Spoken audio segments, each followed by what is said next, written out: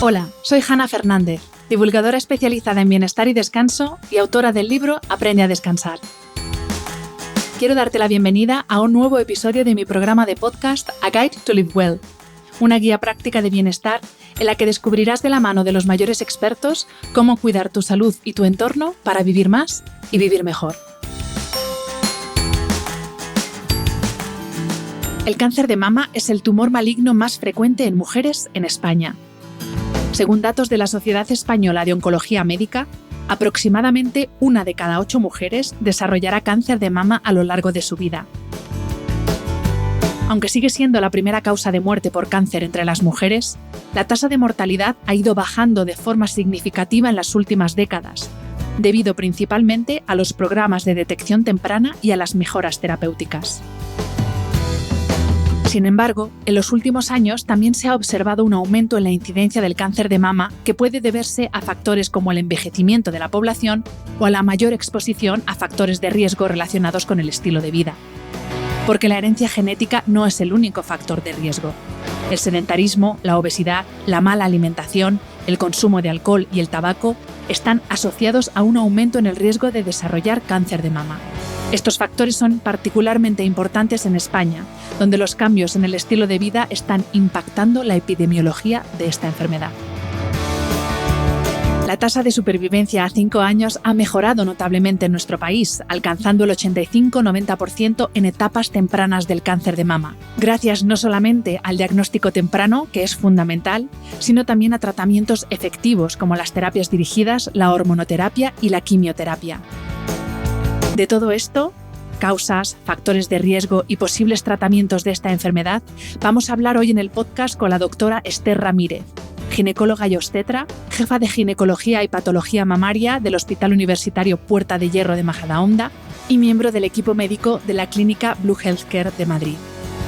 La doctora Ramírez está especializada en el diagnóstico de patología mamaria, en el tratamiento quirúrgico del cáncer de mama y en cirugía conservadora, en biopsia selectiva de ganglio centinela, en mastectomía ahorradora de piel y reconstrucción mamaria y en cirugía oncoplástica.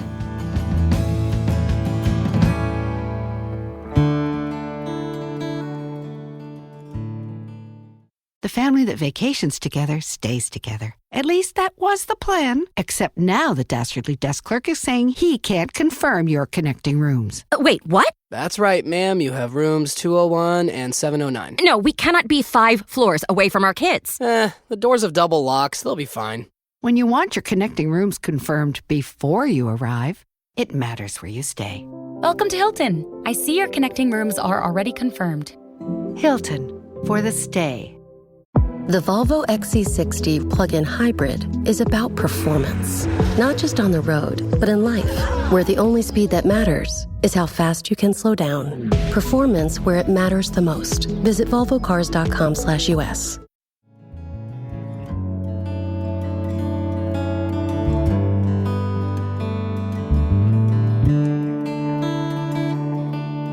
Bienvenida, doctora Esther Ramírez. Muchísimas gracias por aceptar la invitación a este podcast.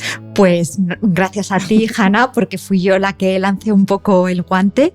Ya me habías propuesto hacía tiempo poder participar en tu podcast con otros temas, pero bueno, aprovechando que estábamos en el mes de octubre, se me ocurrió, ¿y por qué no hablar de cáncer de mama? Un tema tan importante que afecta a tantas mujeres, a tantas familias y, como no, pues también a la sociedad.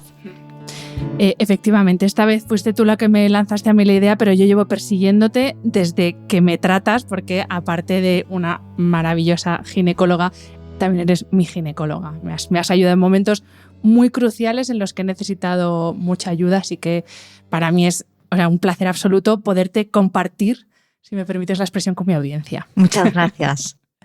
Pues efectivamente vamos a hablar de cáncer de mama. Hoy, el día que se emite este episodio, es 19 de octubre de 2024, que es el Día Mundial del Cáncer de Mama.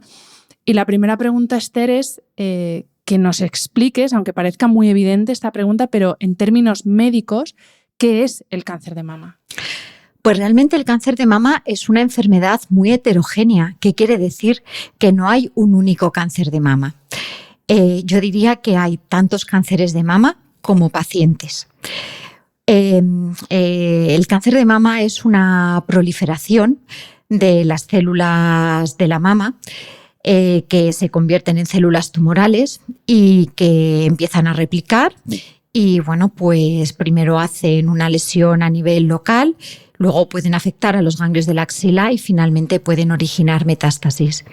Pero es verdad que depende de la parte del tejido mamario donde se origina el cáncer de mama y las características del tumor, los tumores pueden ser muy diferentes. Tenemos un tumor que crece solamente en los conductos, le llamamos intraductal, esa es una enfermedad local y lo importante es hacer un tratamiento local en ese caso. Y luego tenemos el tumor infiltrante. Ese es un tumor que ya cuando ha crecido puede infiltrar y romper esos conductos de la mama u otra zona de la mama, que son los lobulillos de la mama, y a partir de ahí puede empezar a extenderse, porque puede perforar o puede infiltrar los conductos linfáticos y puede también infiltrar los vasos y diseminarse a los ganglios de la axila o a otras partes del cuerpo. Eso es por la localización del tumor y el tipo de tumor. Decía que se puede originar en los ductos o en los lobulillos. ¿Qué son los ductos y los lobulillos? Son dos partes diferenciadas del tejido mamario. Los ductos es los conductos por donde se transporta la leche en las mujeres lactantes y van a desembocar a la areola. Y los lobulillos es la región donde se produce la leche. Y lo digo así porque hay dos tipos de tumores, el carcinoma ductal, que se origina en la zona de los ductos, y el carcinoma lobulillar, que se origina en los lobulillos. Y cada uno tiene sus propias características y su propio comportamiento. Luego, a eso hay que sumarle ciertos apellidos que tienen los tumores. Como yo digo, los tumores tienen nombres y apellidos. Los apellidos son muy importantes porque nos dan un poco cómo es el comportamiento biológico del tumor.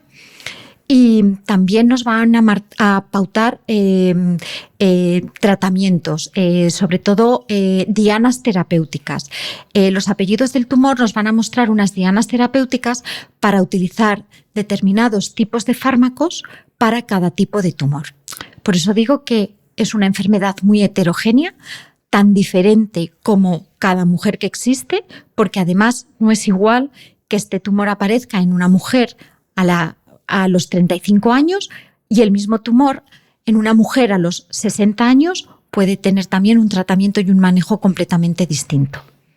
Claro, esto entonces, doctora, son tipos de cáncer de mama, que no tienen nada que ver con los estadios de cada uno de estos tipos de cáncer de mama, que a veces hay ahí como confusión. Exactamente. El estadio del cáncer de mama es el estado de la enfermedad en un momento determinado.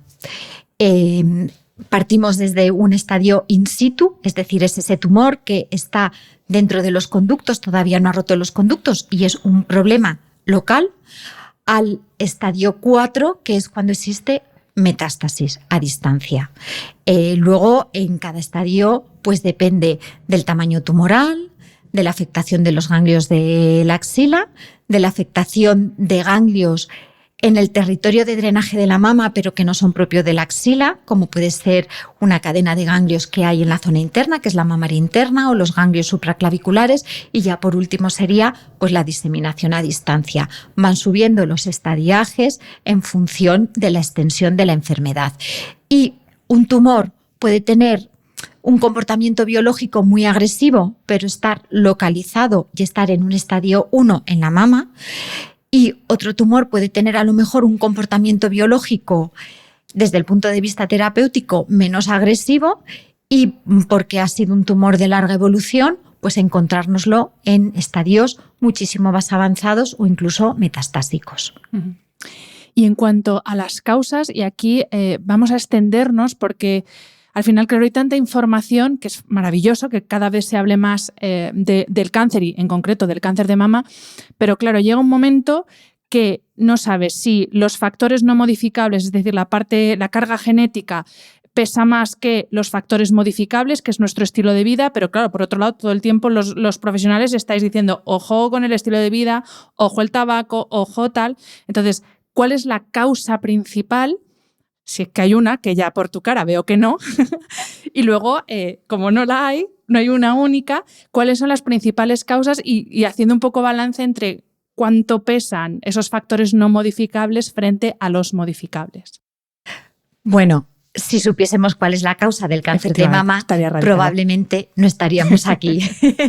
Entonces, bueno, todos los cánceres, no solamente el cáncer de mama, tienen un origen multifactorial. No hay una causa que origine el cáncer de mama. Hay que dejar una cosa clara.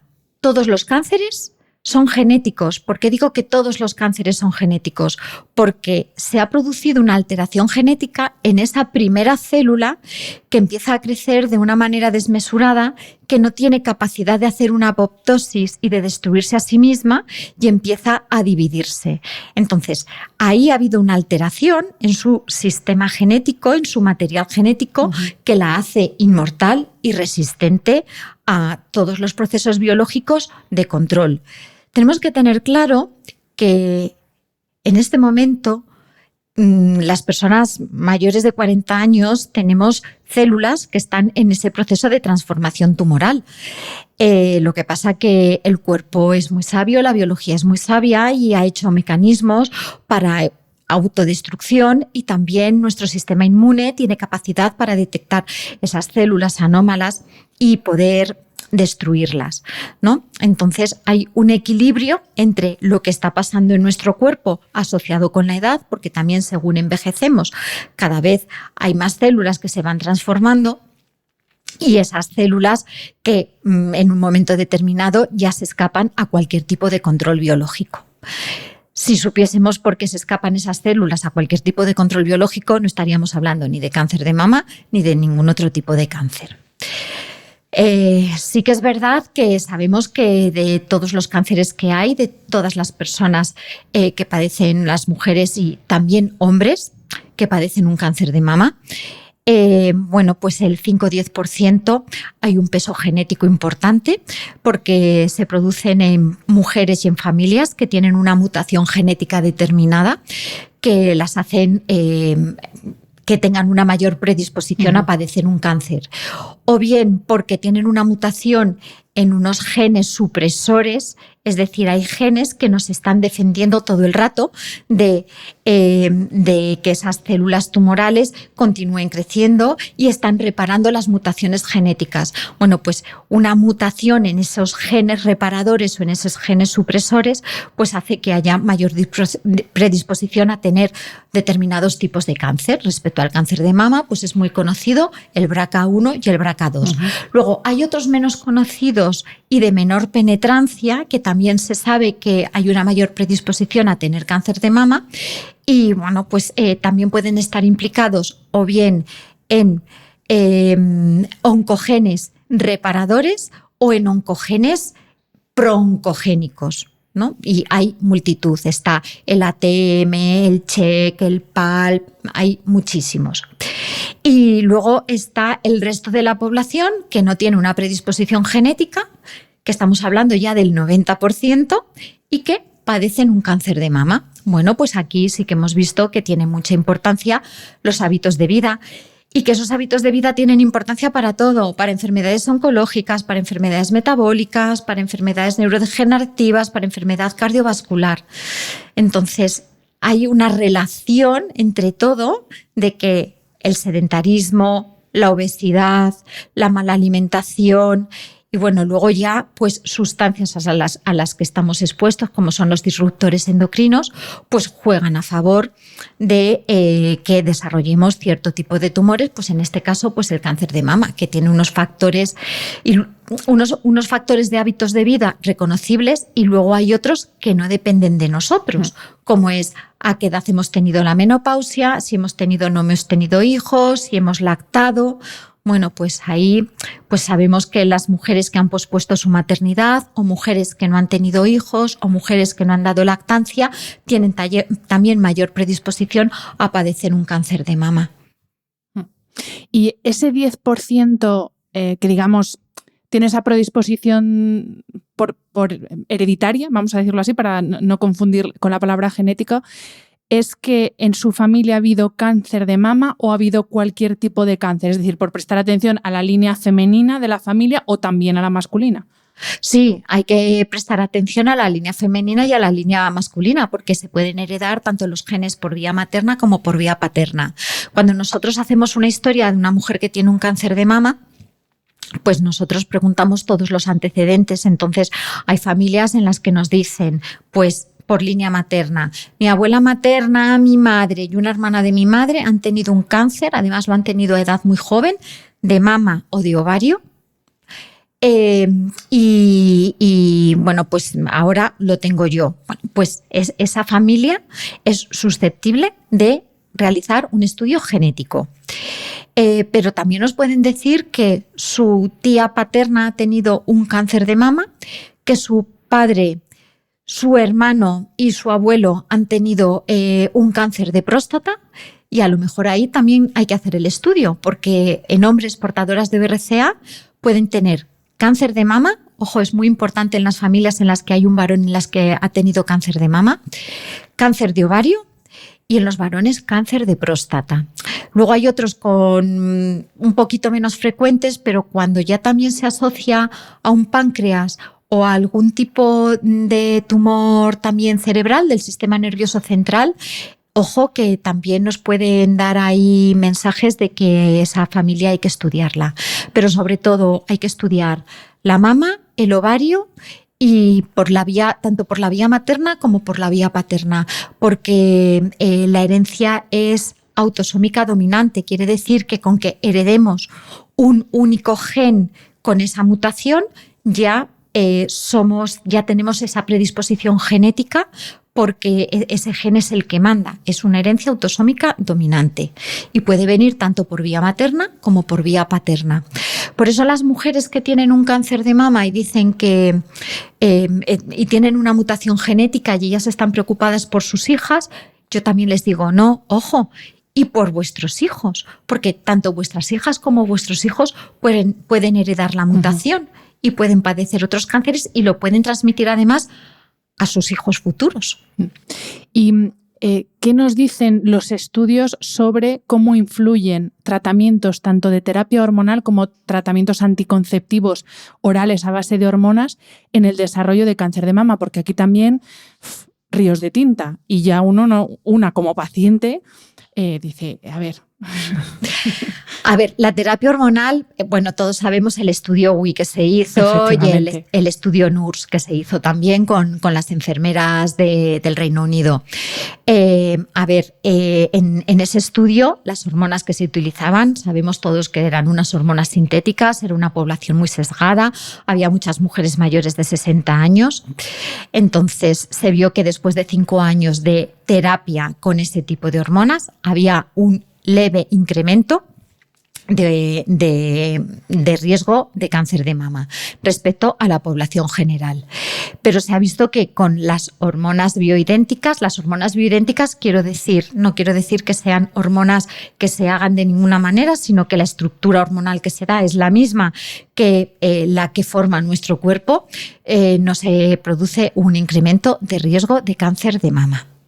Luego, además se combinan la progesterona y el estrógeno de una determinada manera, sobre todo al inicio de la menopausia, que sea en secuencial, pues se ha visto que el riesgo es menos. Y ya si se utiliza testosterona, los médicos que utilizan testosterona con el reemplazo, pues se ha visto que la testosterona tiene un papel de inhibición de crecimiento sobre el epitelio mamario, con lo cual también podemos estar tranquilos que añadiendo la testosterona tampoco estamos incrementando el riesgo de cáncer de mama en una mujer. Respecto a los anticonceptivos, pues yo creo, y lo que está descrito es que es importante la edad del inicio de la ingesta de anticonceptivos, porque es verdad que el epitelio mamario está en formación y no acaba de formarse la glándula mamaria hasta que una mujer ha gestado y ha lactado, ¿no? Y es que eso es así, por eso creemos que hay ese leve incremento de riesgo en mujeres que nunca han estado embarazadas y nunca han dado el pecho. O sea que mi mamá no está, yo que no he tenido hijos ni no he lactado, ¿todavía está en formación? Bueno, no ha sufrido unos cambios que han sufrido las mamas de mujeres que han gestado y que han lactado y que son importantes, creemos que son importantes para reducir el riesgo de cáncer de mama. Vale, perdón por el paréntesis, pero me ha sorprendido, ¿no? Claro, es muy curioso. Es que eso es así. Entonces, la utilización de anticonceptivos en edades muy tempranas, por eso yo insisto en que en mujeres muy jóvenes que tienen otros problemas como dismenorrea, como alteración del ciclo, tenemos que ir a la causa y no taparla. Acné. Claro, tenemos que ir a la causa y tratar la causa y no taparla con anticonceptivos, ¿no? Pues ese anticonceptivo en ese epitelio que todavía está en formación, sobre todo en mujeres menores de 20, 22 años, creemos que sí puede influir. Pero es verdad que la evidencia que hay con el uso de anticonceptivos y el cáncer de mama no es tan evidente y no tiene tanto peso como el estudio WIC que se hizo con esos con esas hormonas sintéticas que hubo.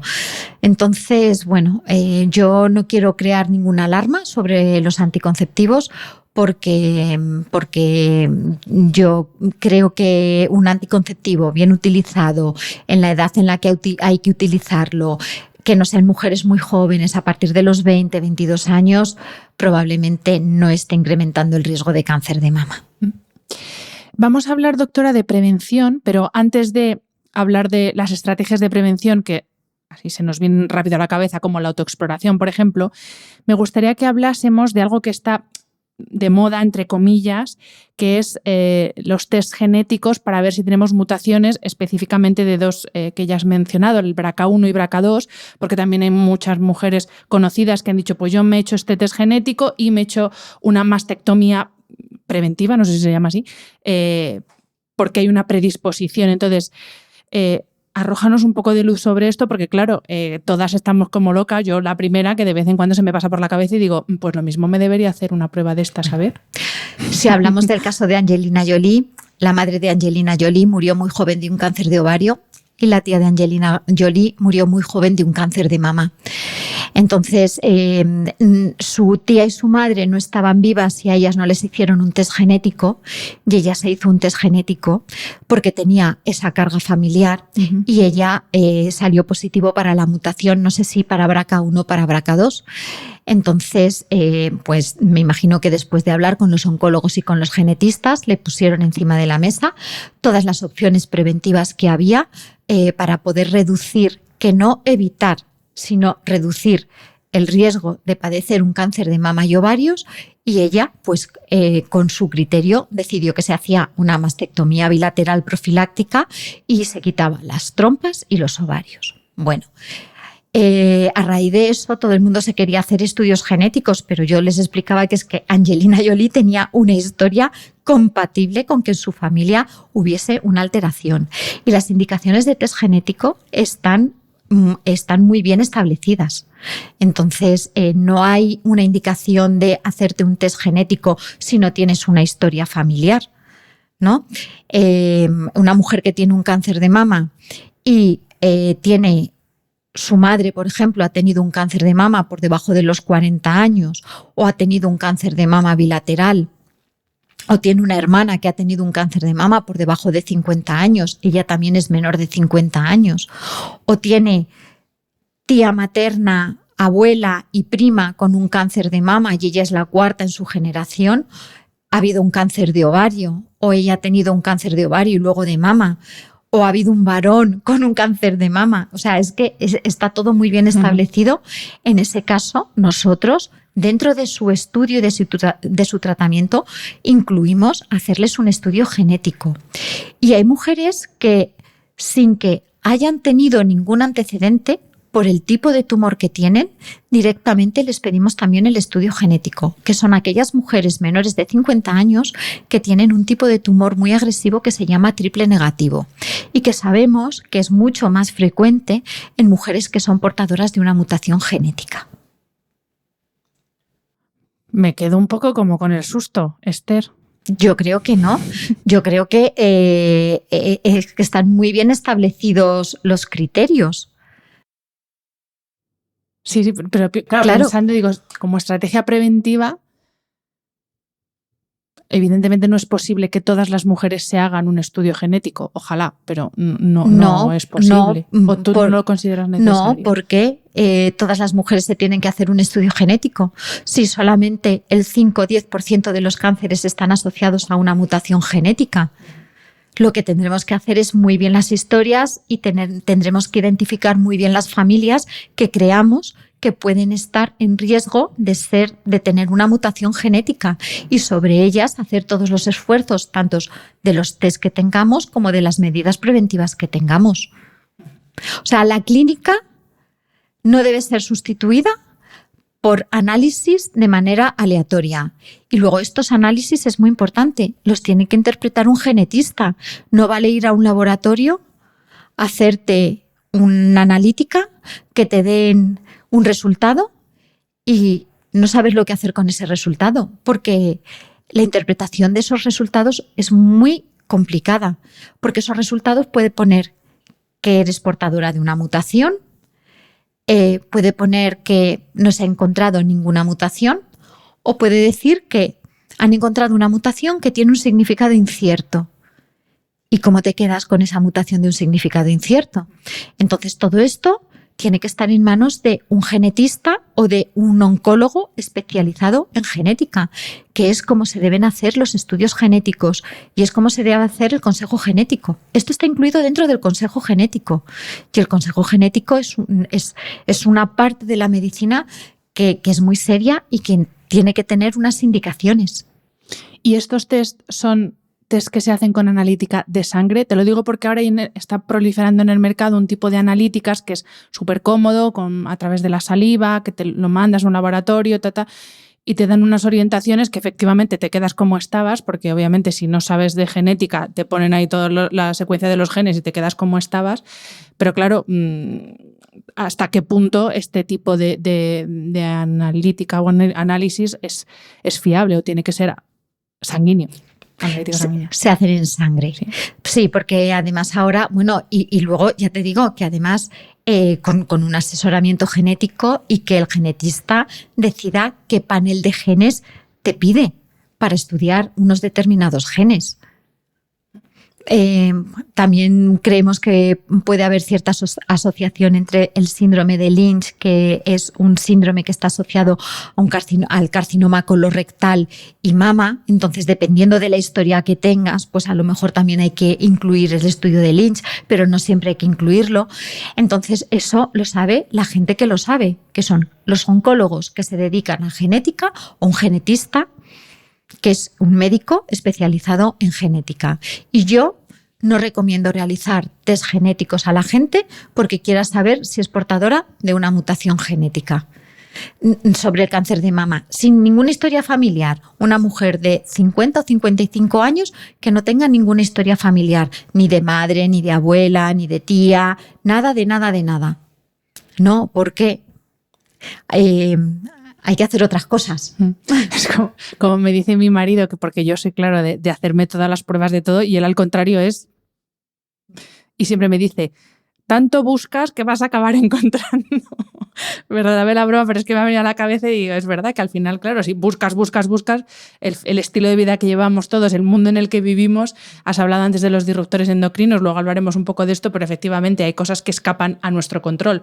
Y también hablaremos de mentalmente el estar obsesionado con algunas cosas, luego esas obsesiones y ese estrés que nos provocamos también se traduce en el cuerpo a su manera. Bueno, a veces. El estrés sabemos que altera la inmunidad y sabemos que tenemos que tener nuestras natural killer, que son nuestros soldaditos a tope, porque son las primeras que van a ir donde hay una célula que se está comportando como no debe. Ahora sí, vamos a entrar en la parte de prevención, la parte preventiva. Y ojo, no solamente para mujeres que nunca han tenido cáncer, porque claro, hay mujeres que nunca han tenido cáncer y aquí la autoexploración imagino que es como la primera base. No sé si además podemos hacer otras cosas, pero también pensando en mujeres que tienen alto riesgo de desarrollarlo y mujeres que ya lo han desarrollado para evitar la recurrencia, que también es importante. Claro, a ver, hay tipos de prevención, la prevención primaria y la prevención secundaria. ¿Qué es la prevención primaria? Son todas las medidas que podemos realizar antes de que aparezca la enfermedad y para evitar que aparezca la enfermedad. Y aquí, ¿qué es lo que están? Los hábitos del estilo de vida. Ya está. Es decir, el ejercicio, todos lo sabemos. Es que voy a decir lo que hablas en casi todos tus no por podcasts. evidente, Claro, no es necesario repetirlo, claro, porque ahí claro, están claro, los números y claro. ahí están las consultas llenas. Exactamente, no. Entonces, los estilos de vida. Yo creo que hay 4 pilares fundamentales. Uno es el movimiento. Movimiento, cuanto más mejor. Fuerza, el aeróbico también, combinado. Sabemos el ejercicio de fuerza, lo bueno que es para estimular nuestro sistema inmunitario, las natural killer, a nivel metabólico. Bueno, pues ahí tenemos una pata. La otra pata es la alimentación, ¿no? Bueno, pues evitar todo lo que son procesados, evitar, todo lo que es la bollería, los procesados, las grasas, las bebidas azucaradas, que parece evidente pero que no lo es. Como yo digo a las pacientes que me dicen ¿y qué como? Digo, pero si es que a lo mejor acabo antes con decirte lo que no comes y es más sencillo, porque luego a lo mejor de lo demás pues puedes comer de todo de una manera variada, ¿no? Pero es que es mucho. Y entonces cuando a una le dije todas estas cosas me preguntó ¿y qué voy a comer a partir de ahora? ¿No? Porque toda su alimentación se basaba a base de eso, de procesados, de comprar la comida en bolsa, de beber Coca-Cola, de pasta, de arroz, de todos los días y de las croquetas en bolsa y todo eso, ¿no? Entonces, claro, se encontró en un brete porque a partir de ahí pues me dijo que no sabía lo que podía comer. Bueno, pues la alimentación es otro de los pilares. Luego ya veremos que hay alimentos además que son muy beneficiosos para prevenir el cáncer de mama o en mujeres que están con cáncer de mama. El otro, la obesidad. Bueno, la obesidad en el cáncer de mama es muy importante. ¿El por qué? Sabemos que la mayoría de los cánceres de mama, como el 60%, quizá más el 70%, son hormonodependientes. ¿Qué quiere decir que un cáncer de mama es hormonodependiente? ¿Que nuestras hormonas lo han provocado? No directamente, sino que es un tipo de célula que en la membrana expresa unos receptores de hormonas, ¿no? Entonces, es una buena diana terapéutica porque contra estos tumores tenemos 2 grupos de fármacos que lo que hacen es que o bien barren todos los estrógenos del cuerpo, que son los inhibidores de la aromatasa, o bien lo que hacen es que bloquean ese receptor, que es el tamoxifeno. Vale. Cuando aumentamos de peso, sobre todo en la posmenopausia, y aumenta toda la grasa que tenemos a nivel abdominal, aunque ya nuestros ovarios no formen estrógenos, no formen estradiol, la grasa y las suprarrenales siguen funcionando y forman una hormona que se llama estrona. La estrona es una hormona que es muy perjudicial, que provoca como mucha capacidad de proliferación de la célula epitelial mamaria, ¿no? Entonces, las mujeres que tienen un exceso de estrona, pues en el momento en el que pueden tener un cáncer de mama, pues ese cáncer de mama va a tener más alimento para crecer. Por eso es muy importante evitar la obesidad, para tener unos niveles hormonales muchísimo más bajitos y no tener unos niveles de estrona disparados. Y luego es el manejo del estrés. El manejo del estrés es fundamental. Estamos todos, como yo digo, esparavantaos todo el día, con los ojos así, con el cortisol asado, sin pararnos 5 minutos y sin saber, sin tener 5 minutos para pensar, ni 5 minutos para respirar, ni 5 minutos para meditar 5 minutos entre una actividad y otra. Vamos corriendo al trabajo, al jefe, a los niños, a las extraescolares, a volver a casa y así día tras día tras día.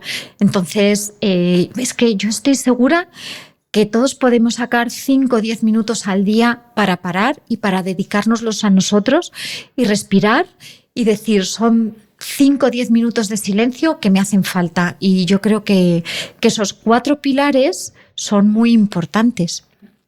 Entonces, la prevención primaria tiene que estar basada en esos 4 pilares, en tener una actividad adecuada, en evitar la obesidad, en cuidar la alimentación, el manejo del estrés y el descanso, que yo creo que va muy incluido al estrés. Y respecto a la alimentación, muy importante en el cáncer de mama, evitar el alcohol. El alcohol lo que hace a nivel renal es que no permite que eliminemos bien los estrógenos. Entonces, por eso es importante evitar el alcohol. Aparte de que el alcohol por sí es un mutagénico, ¿vale?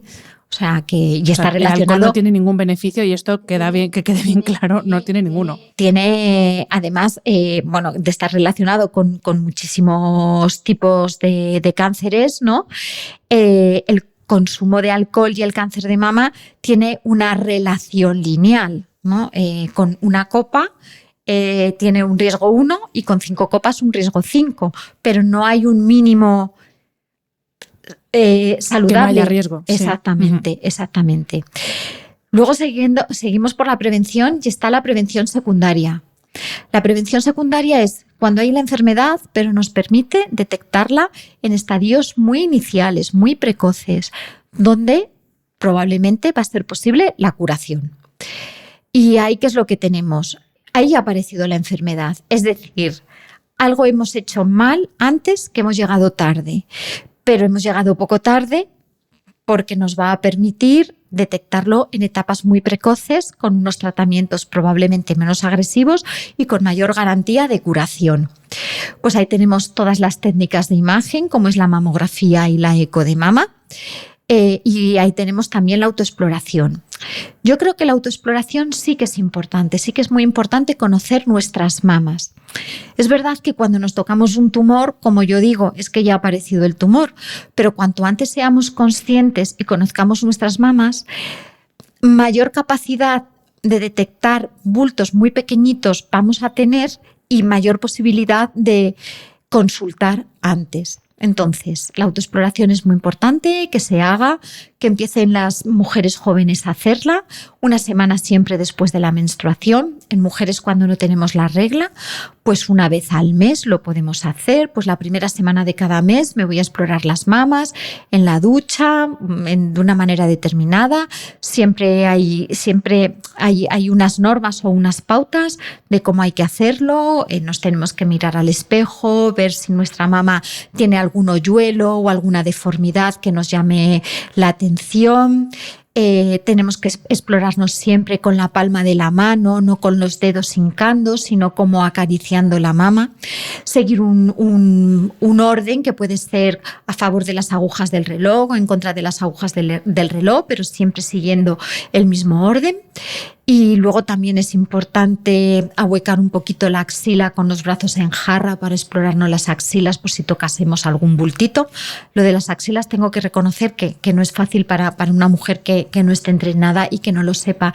Y también explorar las areolas y los pezones por si tenemos alguna deformidad o tenemos alguna secreción de algún color que sea marronáceo o que sea sangre, ¿no? Pero vamos, principalmente son las técnicas de imagen, mamografía, ecografía de mama y la autoexploración. Yo creo que es importante y es muy importante conocer nuestras mamas para poder detectar un cambio lo antes posible. Y esto también para mujeres, en este caso, que ya han tenido, si no ha habido una mastectomía, obviamente, para mujeres que ya han tenido cáncer también es mantener este tipo de... Sí, a ver, luego todo lo que he dicho de prevención primaria sirve para después. Aplica a todo el mundo. Aplica a todo el mundo, quiero decir, ¿no? ¿Por qué? Pues porque se ha visto que el ejercicio reduce el riesgo de recaídas. Durante los tratamientos toleran muchísimo mejor los tratamientos quimioterápicos y todo, pero es que sobre todo es que reducen el riesgo de recaídas. Pero reducen el riesgo de recaídas en un 20%. Yo creo que no tenemos ningún fármaco que evite una recaída en un 20%. Y me estoy refiriendo a hacer ejercicio de fuerza 75 minutos a la semana y luego combinarlo hasta completar los 150 minutos con un aeróbico a un ritmo moderado.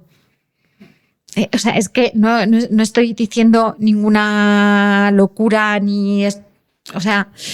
entonces, para mujeres que ya han tenido un cáncer, pues conocerse la mama después de haber sido esa mama operada, irradiada, también es muy importante.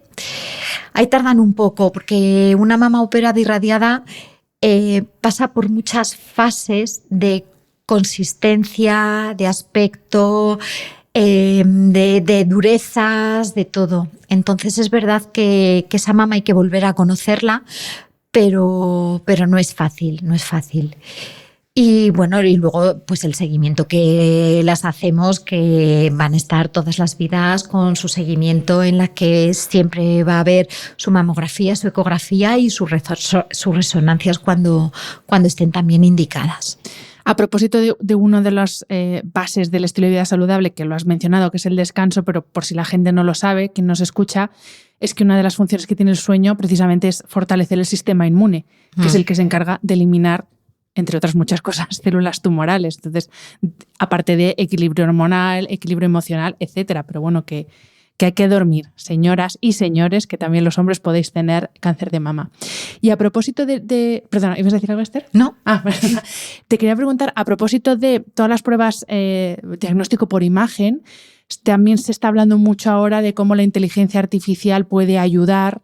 No tengo el dato exactamente de cuánto tiempo de antelación permite predecir que va a aparecer un tumor en esa mama, pero esto, no sé en qué punto está esto, si es algo muy experimental o si ya se está aplicando para la detección precoz. Hay programas piloto.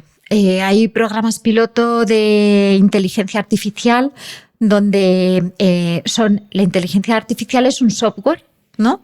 En el que con unas redes neuronales, ¿no? Y viendo muchas mamografías, hacen como un mapeo y se quedan con unos datos, de forma que cuando ellos ven ese software, le sometes a una nueva mamografía, por todos los píxeles que han hecho, por todo lo que ellos han integrado en esa información, son capaces de, en una mama donde aparentemente es normal, ellos creen que sí pueden ver donde hay un cáncer o donde va a sentar un cáncer. Esto da mucho miedo, porque es que a lo mejor radiológicamente creemos que puede estar ahí, pero a lo mejor todavía no lo podemos biopsiar ni lo podemos confirmar. Entonces, ahora mismo no sabemos qué es lo que hay que hacer con esa información que nos está dando la inteligencia artificial.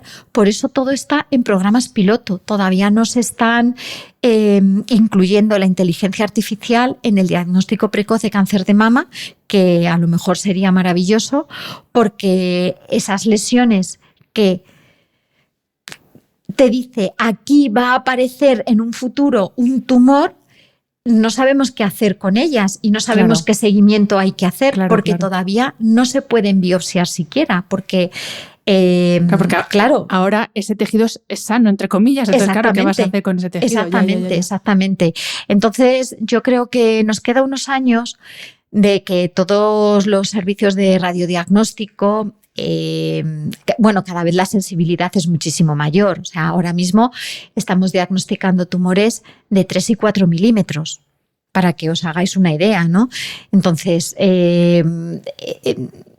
para que todos los servicios de radiodiagnóstico sepan qué es lo que hay que hacer y todos sepamos qué es lo que hay que hacer con esos datos que nos da la inteligencia artificial, y esa mujer también esté tranquila, porque claro, el que una máquina, una inteligencia artificial nos diga que parece que en la mama esa va a aparecer un tumor dentro de 5 años, me parece que es vivir con una espada de Damocles que no sé a nivel emocional cómo gestionas eso, ¿no? Porque a lo mejor eso te conlleva a decir yo quiero hacerme una mastectomía, pero es que a lo mejor eso nunca acaba desarrollándose un cáncer ahí, con lo cual, bueno, yo creo que no, todos los estudios son pilotos, pero yo creo que ahí la inteligencia artificial va por delante de qué es lo que tenemos que hacer con esos datos.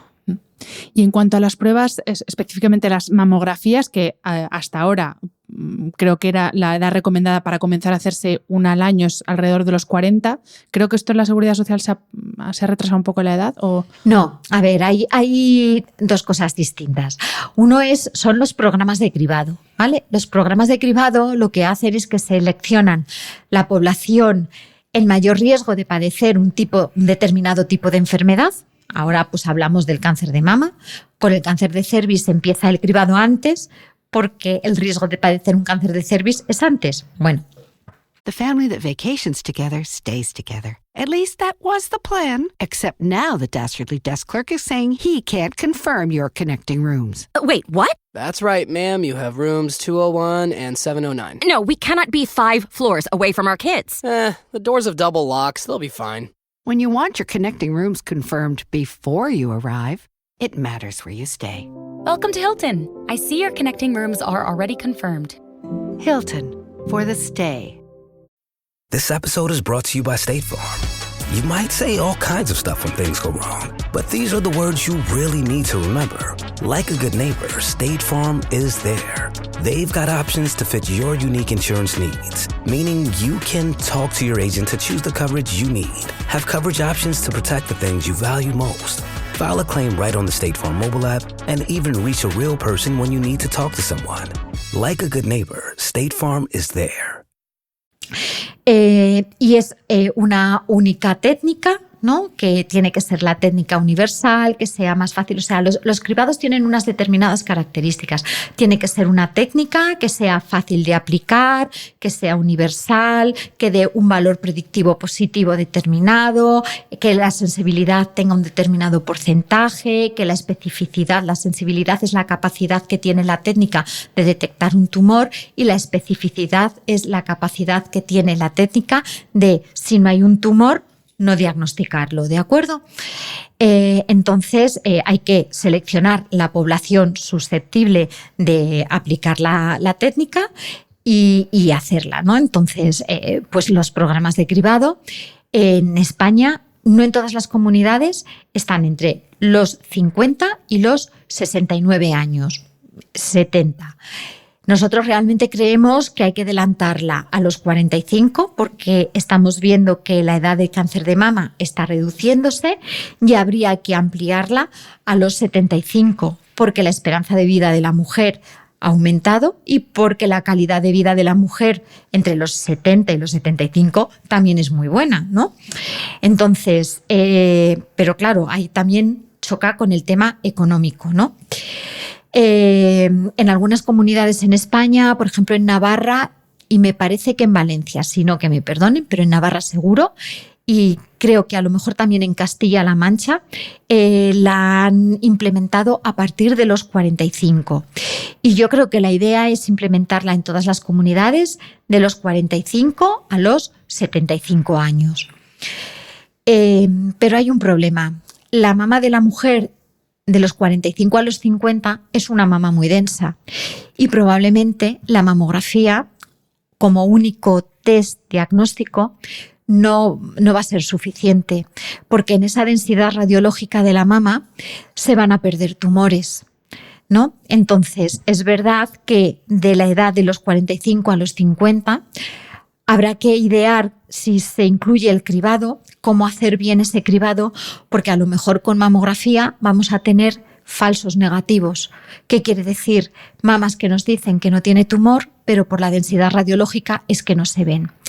Con lo cual, tiene una explicación el por qué se empieza a los 50 con mamografía y no se ha implementado desde los 45. Yo creo que ahí hay que buscar poblaciones de riesgo y hay que hacer el cribado quizá de otra manera más personalizada. Creo que en ese grupo de 5 años una mamografía solo o se hace anual, porque entre los 50 y los 70 se hace cada 2 años. Entonces, o en ese grupo se incluye que se haga anual o de alguna manera se añade ecografía en algún momento, o va a ser muy difícil de cribar o va a ser un cribado que nos va a dar una falsa tranquilidad. Con lo cual ahí tenemos que pensar muy bien cómo vamos a hacer el cribado. Ese es el cribado que está establecido dentro de las comunidades, dentro de lo que es la sanidad pública. Pero luego tenemos lo que llamamos el cribado oportunista, ¿no? Que es la mujer que se sale de ahí porque tiene otras opciones de hacerse los cribados y acude a la sanidad privada, ¿no? Yo creo que los 45 años está bien para mujeres que no han tenido ningún antecedente, pero habrá que seleccionar el grupo de mujeres que empiecen a los 40 en función de probablemente densidad mamaria, antecedentes familiares, antecedentes personales. Entonces, yo creo que esto no vale para todos lo mismo. Creo que hay un grupo que entre los 40 y los 50 tenemos que saber muy bien qué tipo de cribado vamos a hacer, con qué pruebas la vamos a hacer y con qué periodicidad y a quién y por qué. Clarísimo me ha quedado. Vamos ahora con las opciones de tratamiento, porque en el caso de que haya una detección, esperemos que temprana, pero bueno, aquí hay opciones de tratamiento y hay muchas opciones, que al final a veces, igual que el cáncer no es una única enfermedad y no tiene una única causa, no hay un único tratamiento. Entonces aquí yo he hecho una primera clasificación de quirúrgico, no quirúrgico, porque más no conozco, pero bueno, a partir de aquí, Esther, ya dinos tú todas las opciones que hay de tratamiento. Las más convencionales, por así decir, y las coadyuvantes no tan convencionales. Ahí ya, te lo dejo. Vale. Bueno, pues empezamos, como yo digo, por las patas del tratamiento. Las patas del tratamiento van a ser 3 fundamentales. Una es la opción quirúrgica, es el tratamiento quirúrgico.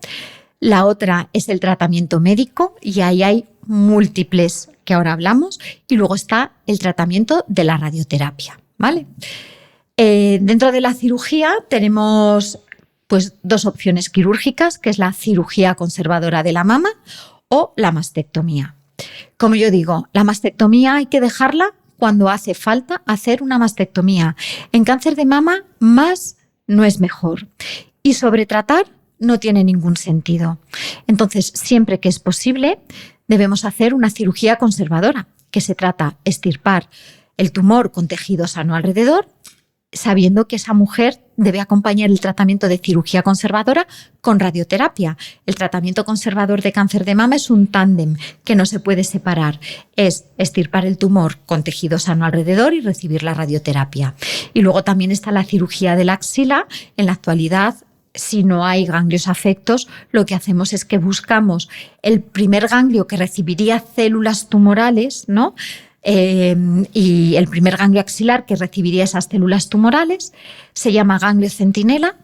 Lo buscamos con una técnica de una sustancia que ponemos radioactiva que se deposita toda en ese ganglio. Durante la cirugía, con un lector de radioisótopos, nosotros lo encontramos y lo extirpamos y se lo damos al patólogo para que mire cómo está y adaptar el resto de los tratamientos al resultado de ese ganglio centinela, ¿vale? Entonces, tenemos la cirugía conservadora y tenemos la mastectomía. Como he dicho, la mastectomía hay que hacerla cuando es necesaria. Cuando el tumor es muy grande en relación con la mama y no vamos a poder guardar una cosmética adecuada, pues está indicado hacer una mastectomía. O cuando es un tumor que está muy extendido, aunque sean tumores pequeños, que ocupan varias zonas de la mama o varios cuadrantes de la mama, pues también tenemos que quitar la mama. Cuando hay una mutación genética, también está recomendable quitar la mama. Y siempre todo muy hablado con la paciente y todo pues con una reflexión y explicando las cosas el por qué son. Y una vez que planteamos que hay que hacer una mastectomía, ahí hablamos con la paciente y también le damos la opción cuando es posible, que es la mayoría de las ocasiones, es posible una reconstrucción, pero no es obligatoria. ¿Y el por qué digo esto? Porque muchas mujeres, la mayoría de las mujeres dicen, sí, yo quiero reconstruirme, pero hay otras que no lo tienen tan claro. ¿Y por qué se lo dice su familia? Hombre, ¿cómo te vas a ver sin reconstruirse? Por su pareja, por miedo al rechazo, por miedo... No miedo a verse ella sin mama, sino miedo a qué es lo que piensen los demás. Acepta una reconstrucción con la que a lo mejor luego no se encuentra a gusto. Yo siempre digo, la reconstrucción, cuando la podemos hacer, es una opción. Y vas a ir a los cirujanos plásticos y te van a explicar cómo te van a reconstruir. Y tú, con toda la información, decides libremente si quieres reconstruirte o no quieres reconstruirte. Y yo te voy a apoyar en lo que tú decidas. Pero lo tienes que decidir tú por ti misma. Porque a lo mejor hay mujeres que dicen, yo no me quiero reconstruir porque para mí la mama no es importante, yo lo que quiero es tener una recuperación con la menor complicación posible. El reconstruirse pues siempre conlleva otras cicatrices o la colocación de un expansor que luego hay que cambiar. Es decir, lleva un esfuerzo extra, que hay mujeres que no les interesa ese esfuerzo extra porque ellas les interesa, para otras pues es muy importante, ¿no? Entonces, pues una vez que tenemos la mastectomía, siempre que podemos reconstruir, pues hablamos con la paciente, se les deriva un servicio de cirugía plástica y se valora con ellas la posibilidad de reconstrucción. Bueno, pues ya tenemos la pata quirúrgica. La pata médica. Bueno, ahí tenemos múltiples tratamientos. Y tenemos múltiples tratamientos por lo que he dicho, porque hay múltiples tipos de tumores. Por un lado tenemos la hormonoterapia. ¿Qué es la hormonoterapia? La hormonoterapia es oral y se utiliza para aquellos tumores que son hormonodependientes. Son aquellos tumores que en la membrana celular tienen unas antenitas que son receptores para hormonas y que lo que nos interesa es bloquear esos receptores para hormonas o que no reciban hormonas para que, si hay alguna célula circulando por el cuerpo, eviten la proliferación. Hay dos grupos, el tamoxifeno y los inhibidores de la aromatasa, y esos se utilizan después de acabar todos los tratamientos como tratamiento de mantenimiento durante al menos 5 años.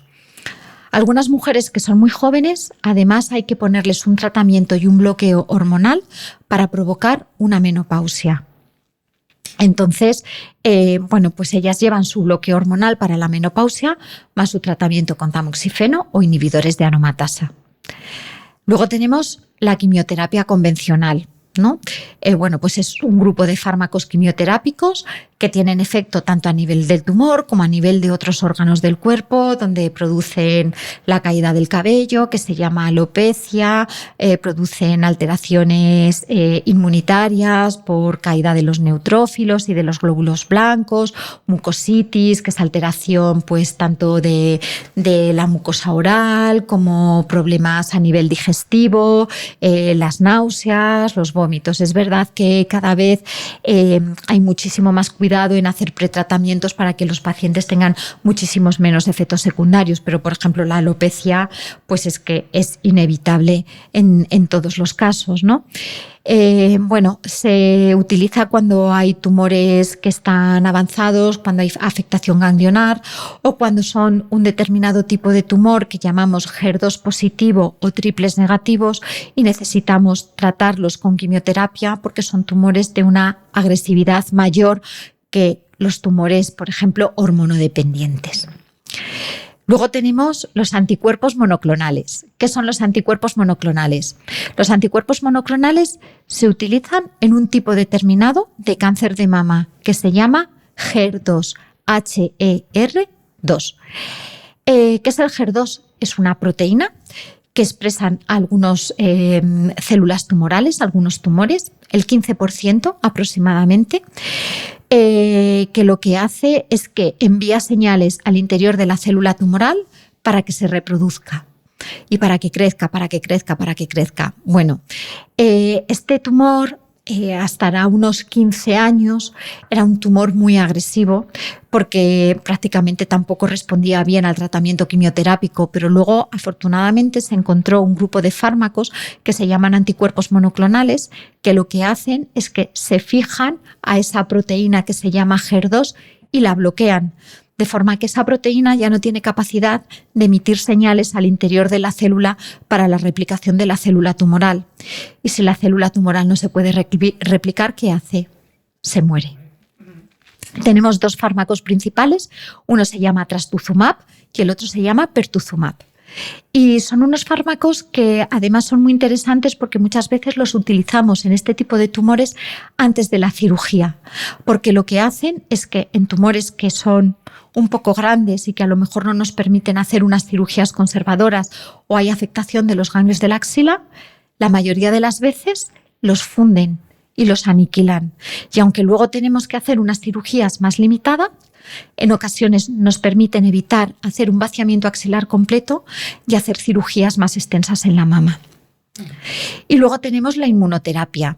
La inmunoterapia se utiliza en un tipo de cáncer que ahora es el que menos tratamiento tiene y sobre el que más investigación necesitamos, que es el cáncer de mama triple negativo. El cáncer de mama triple negativo también es más o menos el 15%. Por eso decía que los de receptores hormonales son el 70%.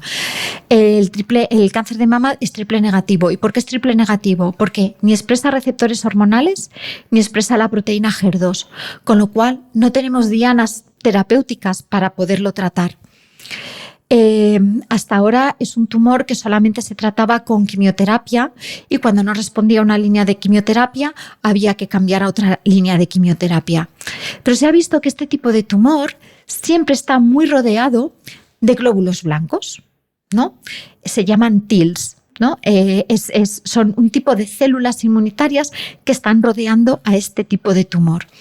Y dependiendo de eso, que lo vemos cuando lo operamos y cuando se toman las biopsias, se sabe que es un tipo de tumor que responde a la inmunoterapia, porque al estimular el sistema inmunitario, esas células son capaces de luchar contra ese tumor. Y actualmente, uno de los más conocidos se llama pembrolizumab, ¿de acuerdo? Y se está utilizando también en tumores triples negativos con la idea de hacer tratamientos antes de la cirugía. Se llama quimioterapia o tratamiento neoadyuvante, cuando tratamos los tumores puestos antes de la cirugía. Más o menos el objetivo es el mismo, ¿no? O tumores que son muy agresivos, tratarlos antes de operar, porque, el saber cómo ese tumor se comporta cuando lo hemos operado da muchas pistas al oncólogo cómo tiene que seguir con el tratamiento. Y 2, porque va a facilitar también la cirugía. No sé si ha quedado clarísimo. Claro, es que justamente la inmunoterapia, pero no sabía que se utiliza sobre todo en casos de triple negativo. Pensaba que era otro tratamiento, claro, desde mi desconocimiento absoluto. Ahora tenemos también otro grupo de fármacos que se llaman inhibidores de ciclinas. Los inhibidores de ciclinas son un tipo de fármaco. La mayoría de ellos se toman vía oral, pero es una quimioterapia, igual que la hormonoterapia es hormonoterapia, no es quimio. Los inhibidores de ciclinas es un tipo de quimioterapia que se toma oral y se utiliza en tumores que son hormonodependientes, se utilizan después de haber tratado y haber operado a la paciente en aquellos tumores hormonodependientes que o porque la afectación es muy extensa y están en un estadio avanzado al inicio del diagnóstico, o porque se ha dado quimio y a pesar de la quimio todavía cuando hemos operado, quimio antes de operar, persiste el tumor, se da un tratamiento de continuidad con estos inhibidores de ciclinas. Y también en aquellas mujeres que tienen metástasis de tumores hormonodependientes, se han visto que estas metástasis responden en algunas ocasiones mejor a estos inhibidores de ciclinas que a la quimioterapia convencional. Es decir, cada vez tenemos tratamientos más dirigidos y más personalizados. Y cada vez más, que al final es... ¿no? Y cada vez más. Y cada vez más. Es lo esperanzador, que hay más opciones, que claro, hasta hace relativamente poco pensabas cáncer, quimioterapia, y de ahí no salías. Y efectivamente cada vez hay más opciones. Y doctora, saliéndonos ya de los tratamientos médicos, quirúrgicos, no quirúrgicos, no son tratamientos obviamente, pero volviendo a la importancia del estilo de vida, me gustaría que hablásemos de dieta cetogénica hasta lo que conozcas, no porque tú seas experta en eso, sino porque yo, bueno, en mi familia ha habido un caso cercano hace relativamente pocos años de cáncer y una de las cosas que dijo la oncóloga es: come lo que quieras, bebe lo que quieras. Entonces, claro, yo a raíz de ahí, claro, y con toda la información que tengo, he podido entrevistar a Walter Longo para el podcast, que lleva años estudiando tanto el impacto del ayuno o las dietas bajas en calorías y la dieta estilo cetogénico en paciente oncológico. Y evidentemente nunca se propone como haz esto y ya está. Es como, además de todos tus tratamientos, se está viendo que esto puede ayudar. Pero no sé hasta qué punto luego esto en la práctica diaria, ya no solo porque no lo conozca el profesional, sino porque el paciente esté dispuesto a hacer ese esfuerzo también. Bueno, a ver, es que sobre alimentación y cáncer podríamos hacer 25 podcasts. Entonces, vamos a centrarnos un poco sobre dieta cetogénica y cáncer y el por qué hablan de la dieta cetogénica y el cáncer. Sabemos que hay algunos cánceres, sobre todo a nivel cerebral, que responden muy bien a la dieta cetogénica acompañando otras cosas, ¿no? Y el por qué. ¿El por qué es esto? Bueno, no por comer azúcar estamos alimentando más al cáncer, pero sabemos que el efecto Barbour y la célula oncológica, cómo se comporta y todo, pues tiene cierta afinidad por los hidratos de carbono. ¿Y cómo sabemos esto? Porque una de las pruebas que hacemos se llama PET, ¿no? ¿Y qué es un PET? Un PET es administrar una infusión de glucosa a altas dosis asociada a una molécula de albúmina y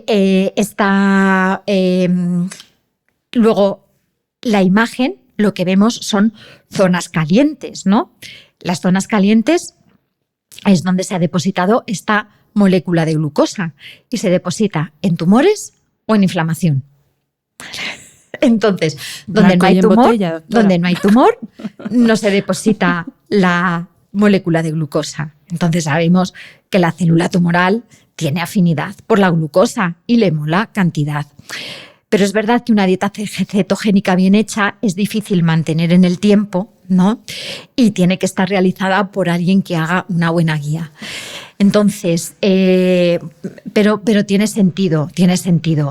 Yo quizá, más que una dieta cetogénica, creo que tiene sentido hacer una low carb, ¿no?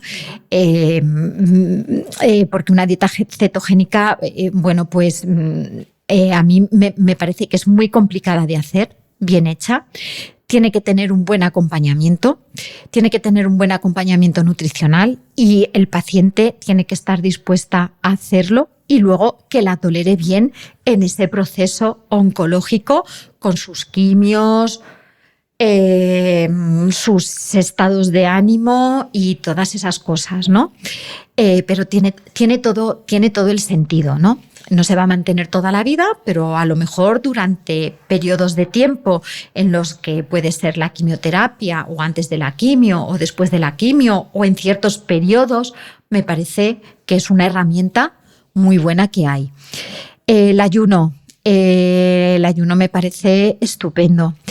Hay hospitales, es que aquí tenemos mucho que aprender, pero hay hospitales que son hospitales de renombre. Tenemos el Sloan Kettering Center de Nueva York, tenemos la Anderson de Houston, tenemos hospitales en Alemania, que en Alemania esta parte de la integración la tienen también muy bien pensada, en la que el enfermo va a darse la quimio en ayunas, no en ayunas, en ayuno. En ayuno del día previo, el día de la quimio y el día posterior. Es un ayuno tutelado por los oncólogos y por nutricionistas. Bueno, a veces les recomienda, según estén, que pueden ir con caldo de huesos o pueden ir con infusiones, pero ahí se quedan, ¿no? Lo que no puede ser es que un paciente vaya a darse una quimioterapia y pase el auxiliar de turno con un carrito, con el sándwich de máquina, con los danetes y con el bollito.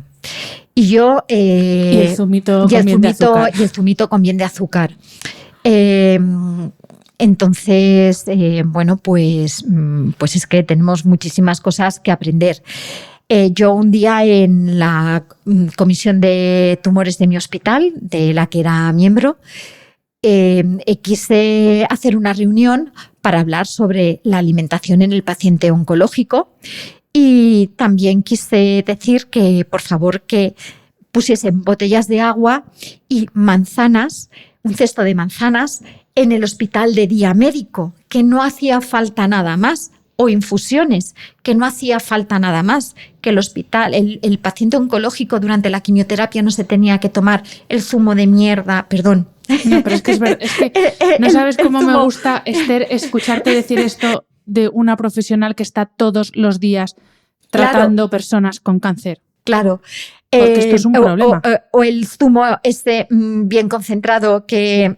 lleno de azúcar, que es solamente azúcar, que los pacientes necesitan tener su estómago en reposo y su mente en reposo durante el periodo de quimioterapia, que necesitaban como mucho infusiones, agua y una manzana. Y ya está, y que no hacía falta nada más y que era mucho más barato que todo lo que estaban haciendo.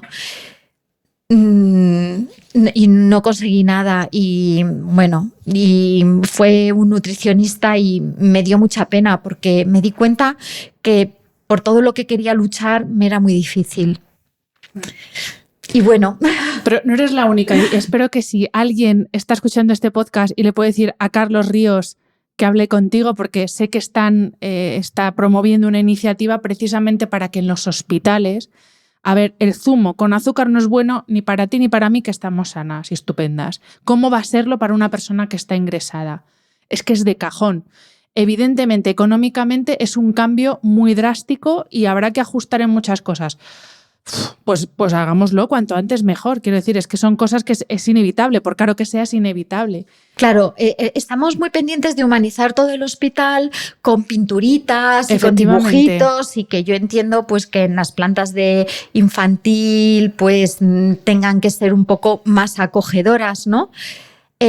Pero, por ejemplo, en mi hospital, en el paritorio, se han gastado un montón de dinero en poner pegatinas para que esté todo bonito, que yo no digo que no haya que hacerlo, pero es que a lo mejor este dinero también hay que pensar que hay que ponerlo en lo que es la nutrición o en lo que son los cambios del menú del hospital, que es una vergüenza.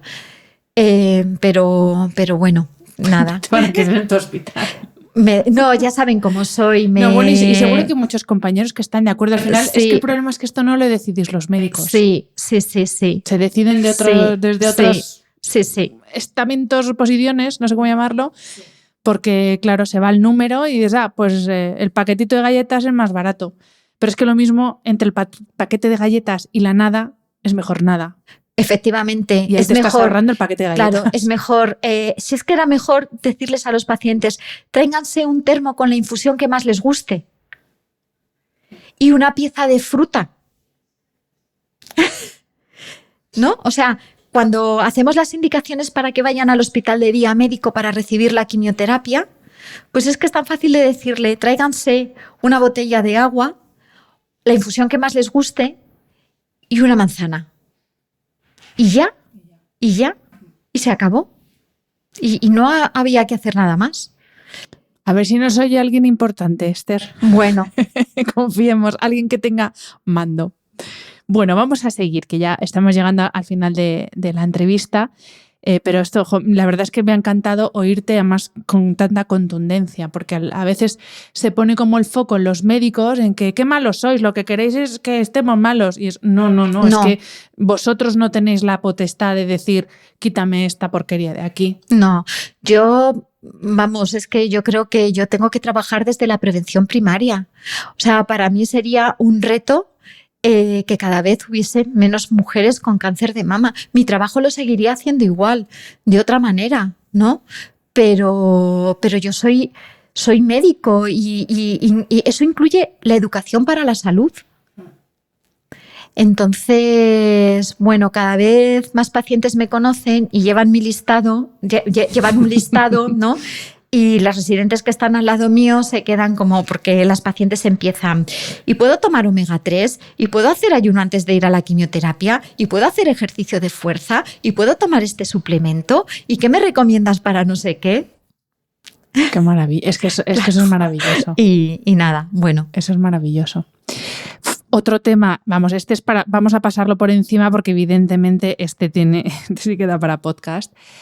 Pero es el tema de la exposición a disruptores endocrinos. Evidentemente, viviendo en el mundo que vivimos, es imposible no estar expuesto a disruptores endocrinos. La pregunta es más si tenéis literatura, si se han hecho estudios ya, o sea, contundentes, es decir, si esta determinada exposición o claro, es que disruptores endocrinos hay en la mesa que estamos tocando, en el aire que vamos a respirar ahora en cuanto salgamos a la calle, en las cremas que nos hemos echado esta mañana, si no son hiper mega naturales. Entonces, bueno, disruptores hay por todas partes, pero bueno, ¿qué podemos, o sea, dentro de este mejunje de los disruptores, ¿qué podemos hacer? Bueno, ese es otro melón que tengo yo en la consulta, ¿eh? Yo de verdad es que, claro, bueno, lo digo aquí, si me escucha alguna paciente, siento todo el retraso que llevo en la consulta, pero sabéis que cuando entráis os dedico todo el tiempo del mundo y os cuento muchas cosas. Pero es que para mí, dentro de la educación que hago, también hago educación sobre los disruptores endocrinos. Los disruptores endocrinos son una sustancia que ingresan en nuestro cuerpo, que aquí se quedan dentro del tejido graso, además, que ahí están muy cómodas y muy bien, ¿no? Y tienen una actividad pseudo-hormonal, ¿no? Las hormonas que más se afectan son las hormonas tiroideas, por eso hay tanto hipotiroidismo en gente joven hoy en día, y las hormonas femeninas. Y no solamente están relacionados con el cáncer de mama, están relacionados también con la endometriosis, con la aparición de miomas, de fibroadenomas, de endometriomas, de cáncer de ovario, de cáncer de mama, porque tiene esa actividad hormonal de vamos a enriquecer todo el sistema hormonal, ¿no? Para alimentar al bicho, como yo digo, ¿no? Entonces, yo creo que podemos hacer todos pequeños, o sea, lo que está en nuestra mano, yo creo que lo tenemos que hacer. Ya hay estudios. Ya hay un estudio muy interesante, porque yo me pregunto mucho por qué cada vez hay mujeres más jóvenes con cáncer de mama.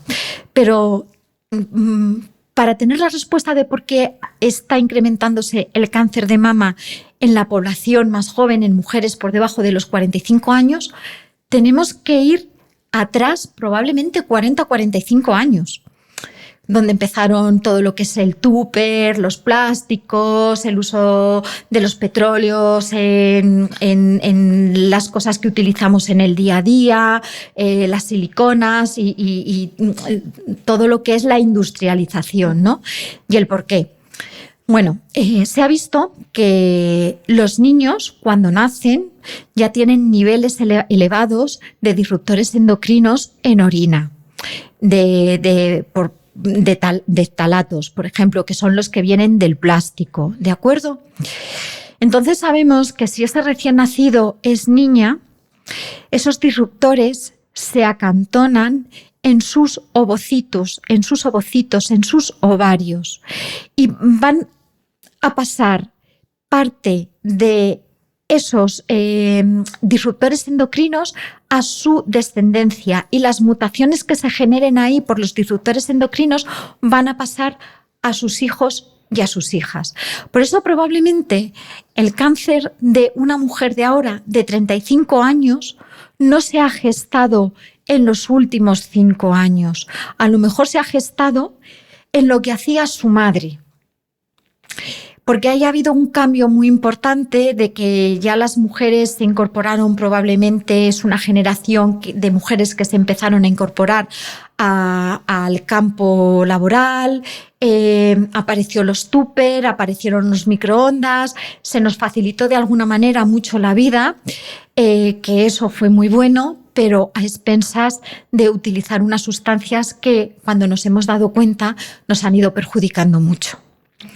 Entonces, yo lo que trabajo ahora mucho es con pacientes y con las hijas de mis pacientes, porque lo que me gustaría es, cada vez el cáncer de mama, la incidencia es mayor, intentar hacer una curva y que el cáncer de mama cada vez la incidencia sea menor. Eso a lo mejor lo conseguimos dentro de 2 o 3 generaciones, pero para conseguirlo dentro de 2 o 3 generaciones tenemos que empezar a trabajar ahora. Y tenemos que concienciar a la población de la importancia que tiene todas las sustancias a las que estamos sometidos y qué es lo que podemos hacer nosotros. Entonces, nosotros, de entrada, fuera plástico. Como yo digo, en las casas no puedes guardar nada en plástico, todo en vidrio, hay que evitar calentar las cosas en microondas, sobre todo si viene en plástico, no hay que comprar los alimentos envasados. Bueno, el agua, por favor, el agua. Si podemos filtrar el agua, muchísimo mejor. Es muy fácil. Ahora hay unas jarras que no son nada caras, que las podemos filtrar. Hay unos ecofiltros que son como de barro, que también lo podemos utilizar para filtrar el agua, que sea un agua filtrada, que sea un agua más sana. Los cosméticos. Hay que revisar todos los cosméticos. Entonces, todo lo que tenga siliconas, todo lo que tenga dimeticonas, todo lo que tenga parabenos, todo eso no lo podemos utilizar. Pero es que podemos utilizar un aceite de almendras para el cuerpo. Mi abuela vivió hasta los 96 años y yo he estado pensando qué es lo que hizo mi abuela para vivir hasta los 96 años. Y no mi abuela, todas las vecinas de mi abuela, ¿no? Entonces yo digo, ¿por qué estamos tan desquiciados? A lo mejor hay que volver a cómo vivían nuestros abuelos en el pueblo, ¿no? Y fijarnos qué es lo que ellos hacían y acercarnos lo más posible a qué es lo que hacían ellos. Entonces, pues todos los cosméticos que tengan todas esas sustancias, pues todo tiene que ir fuera, evidentemente. Es muy difícil, porque si empiezas a mirarlo, empiezas a tirarlo todo. Pero yo a lo mejor a veces voy a comprar algo y me tiro media hora hasta ver que puedo comprar una cosa, sobre todo para mi hija que quiere algo más específico para el pelo y ya me dice, mírame esto no, esto no. Y ya vamos buscando cosas que, bueno, que por lo menos no lo estemos dando todos los días. Lo que nos tenemos que dar en el cuerpo, lo que nos podamos comer. Es decir, la piel es una vía de absorción tremenda. Por la piel se absorbe todo. Entonces, tenemos que cuidar muy bien lo que nos ponemos en la piel, lo que nos ponemos en el pelo, es fundamental. Y hablando de lo que hacía mi abuela, ¿qué hizo mi abuela? Que vivió hasta los 96 años, mi abuela y todas sus amigas de su calle. Pues mi abuela comía muy poquito de pucherito y se hacía un pucherito todos los días con un poquito de pescado, un poquito de arroz, mucha verdurita, siempre había verduritas, hortalizas, ensaladas y desayunaba un poquito, cenaba muy poquito y se hacía un pucherito a la hora de la comida.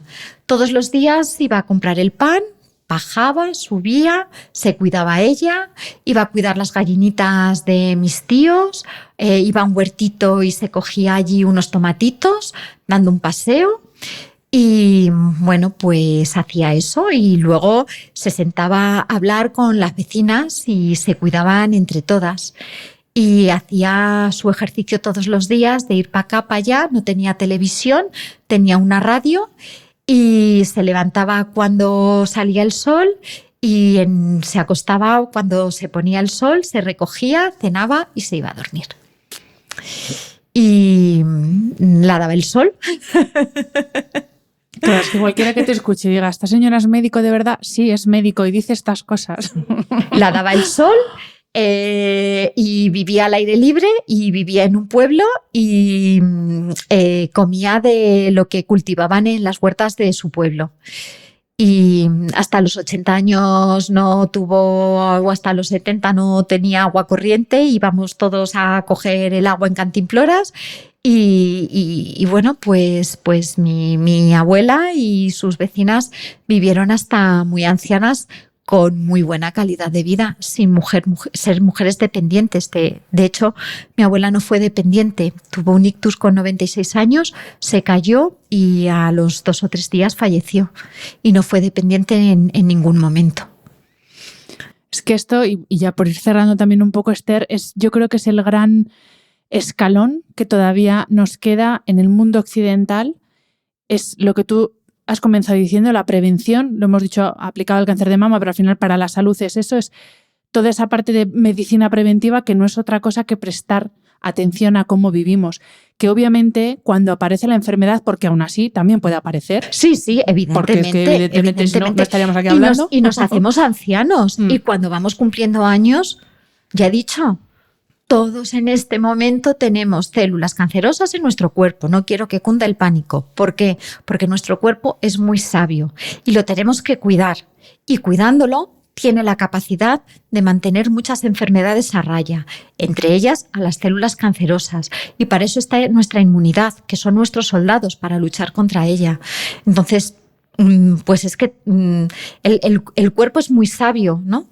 Evidentemente, habrá un momento en que ya no es posible esa compensación y será cuando aparezcan los tumores. Pero no es igual que aparezca un tumor a los 45 que aparezca un tumor a los 70 o a los 75. Es que son muchos años de vida perdidos. Es que el cáncer de mama es un gran problema de la sociedad porque no solamente atañe a las mujeres, atañe a la familia, atañe a su entorno laboral. Hay mucha pérdida de horas laborales de mujeres que están en una edad maravillosa, absolutamente productiva, atañe al cuidado de los hijos. Entonces es que es un problema muy, muy importante. Por eso que vosotros estáis para cuando aparece la enfermedad y ahí maravilloso todos los tratamientos y todas las posibilidades, pero que evidentemente confiarlo todo o dejarse así a lo loco hasta que aparezca, pues hombre, todo lo que se pueda hacer para evitar o retrasar esa aparición lo más posible, porque dicen que con esto del envejecimiento y la prolongación de la esperanza de vida, todos vamos a acabar teniendo cáncer. Tarde, obviamente, no es que vaya a ser ya, pero que al final, como es una enfermedad, esto también hay muchísima literatura, una enfermedad directamente vinculada al envejecimiento. Entonces, claro, cuanto más vivamos, más probabilidades. Claro. Pero es lo que he dicho, pero no es igual tener un cáncer a los 45 que un cáncer a los 80.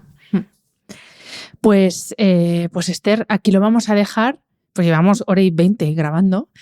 Me ha encantado de verdad esta charla y sobre todo, bueno, a mí es que me encantas porque como me has tratado, pues quiero decir, no me sorprende cómo ha sido la conversación, pero sobre todo me gusta que es una visión a partir de la ciencia, desde la perspectiva científica, pero una visión muy humana de tus pacientes. Así que, bueno, muchísimas gracias y espero que vuelvas porque hay muchos temas que podemos tratar. Muchos. Claro que sí. Pues nada, muchísimas gracias, Hanna. Nada, yo pues darte las gracias una vez más por darme voz en tu podcast. Me parece que es un podcast muy potente, muy interesante, donde llevas a gente tan importante que yo me sentía chiquitita. Pero bueno, creo que es un tema muy importante para hablar. Creo que hay muchas cosas que hacer, que yo no me quiero quedar solamente en operar a una mujer, que podemos ir mucho más allá, que podemos hacer muchísimas cosas antes, durante y después. Y bueno, pues en ese camino estoy y nada más que muchas gracias una vez más. Gracias a ti, Esther. Espero que hayas disfrutado del episodio. Este programa de podcast es independiente y en abierto gracias al apoyo económico de marcas que apuestan por mi trabajo y confían en mí para ayudarles a comunicar su mensaje. Los expertos que aceptan mi invitación a intervenir en este programa no tienen ningún tipo de vinculación con dichas marcas a menos que se especifique lo contrario. Y todo el contenido de mi podcast, página web y redes sociales que haya sido patrocinado irá acreditado como tal. Gracias por ayudarme a que este proyecto siga siendo viable e independiente visitando la web de mis anunciantes, dejando reseñas, comentarios y valoraciones en las distintas plataformas de reproducción y compartiendo mi contenido en tus redes sociales. Mil gracias por estar al otro lado. Nos escuchamos en el próximo episodio.